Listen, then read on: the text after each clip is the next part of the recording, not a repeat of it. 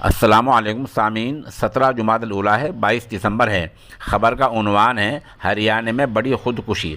हरियाणा के ज़िला जींद के नरवाना इलाके के गांव धनौरी में आज उस वक्त खलबली मच गई जब सुबह के वक्त 48 साल ओम प्रकाश, 45 साल की उसकी बीवी कमलेश और 20 साल के उसके बेटे सोनू की तीनों की लाशें घर पर फांसी के फंदे पर लटकी मिली।